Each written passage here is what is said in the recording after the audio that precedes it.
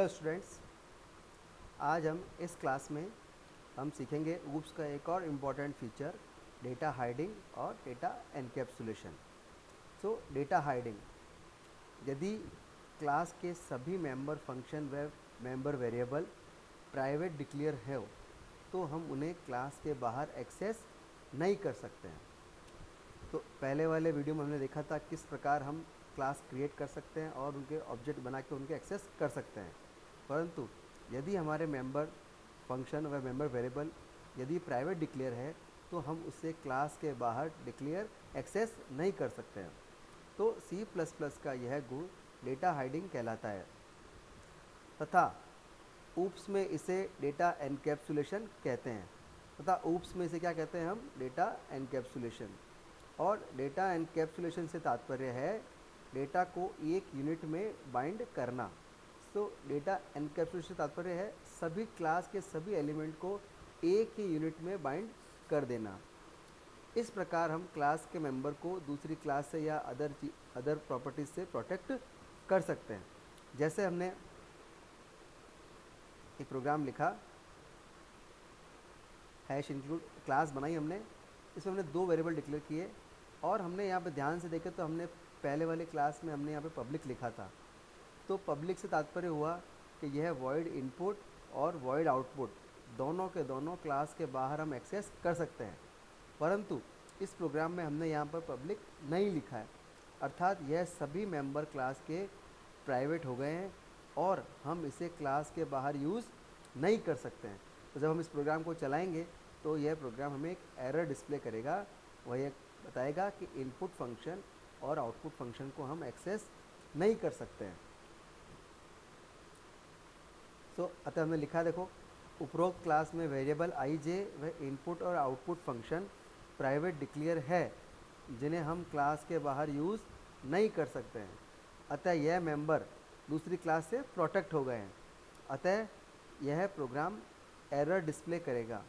यदि इन्हें क्लास के बाहर यूज़ करना है तो इन्हें पब्लिक डिक्लेयर करना होगा। अर्थात हमें क्लास के किसी मेंबर को यदि क्लास के बाहर यूज़ करना है, क्लास के बाहर यूज़ करने से तात्पर्य है जब हमारी क्लास यहाँ बंद हो गई है और हम इसे क्लास के बाहर इनपुट फंक्शन को कॉल कर रहे हैं और आउटपुट फंक्शन को कॉल कर रहे हैं, तो इस हेतु इनपुट व आउटपुट फंक्शन दोनों के दोनों क्लास में पब्लिक होना आवश्यक है। अदरवाइज़ यह एरर डिस्प्ले करेगा कि हम इनपुट और आउटपुट फंक्शन को एक्सेस नहीं कर सकते हैं। तो इसे हम C++ प्रोग्राम में ट्राई करते हैं। तो देखिए, हमने सबसे पहले प्रोग्राम लिखा,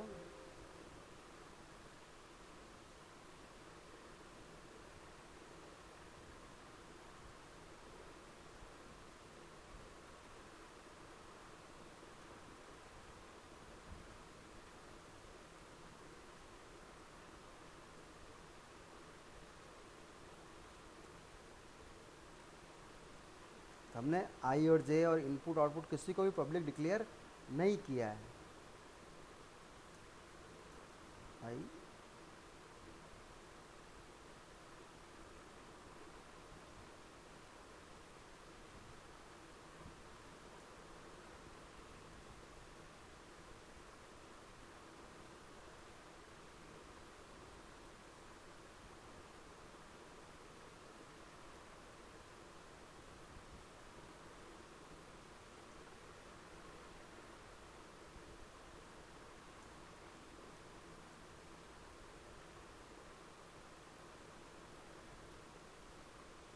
आई प्लस जे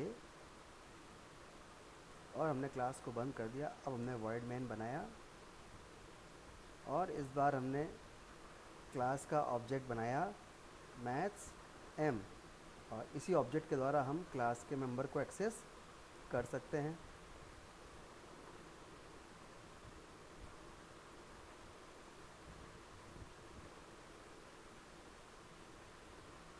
हमने प्रोग्राम, तो देखिए, यह जब हमने प्रोग्राम को रन किया तो हमारे दो एरर हमारे प्रोग्राम में आ गई है।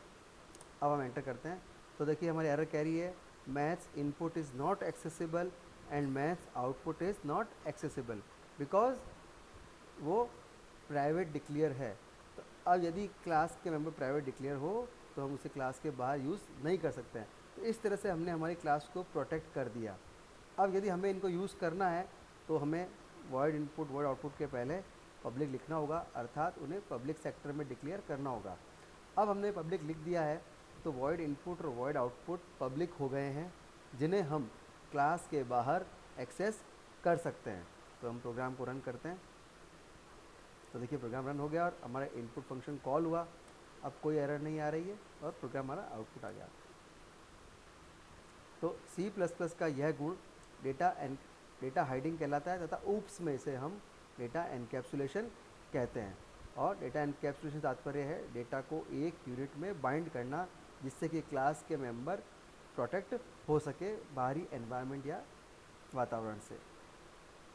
तो आज हमने सीखा किस प्रकार हम डेटा हाइडिंग को प्राप्त कर सकते हैं, और डेटा हाइडिंग और डेटा एनकैप्सुलेशन को हमने प्रोग्राम के द्वारा भी समझा। और